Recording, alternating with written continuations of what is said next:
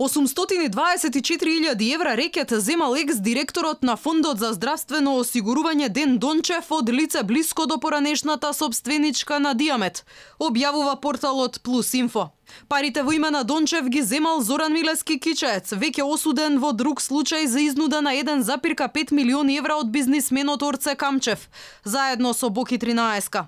Дончев и Милески од оштетените извлекле пари по три основи: донација за МПЦ, предвремена исплата на фактури и рати за диализни услуги кои се вршат на товар на фондот.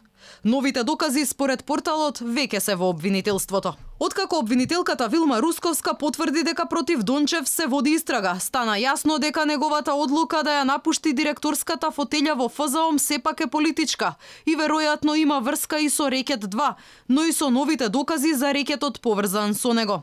Овие нови докази биле дадени на увид на обвинителите и се толку сериозни, што лидерот на СДСМ Зоран Заев веројатно проценил дека со една таква нова афера на вратот и со Дончев слободен, па уште и на директорска позиција, нема што да бара на избори, пишува новинарот Бранко Гировски кој прв ја обелодени аферата. Според извори на новинарот, рекетарите од правни субјекти кои даваат здравствени услуги на товар на фондот наплаќале и по 2 милиони евра на годишно ниво. Наплатата била во кеш на рака, а парите потоа се носеле на соодветните адреси.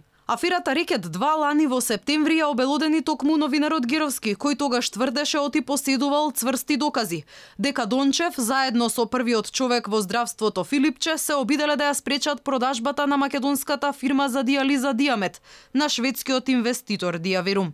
Министерот одби да го коментира случајот. Имаше едно обвинение кое што го добивме од собствениците на една од диализите. Така да, со оглед на тоа што е тоа дадено во институциите, не би коментирал сега, ништо може од таму да побарате коментар.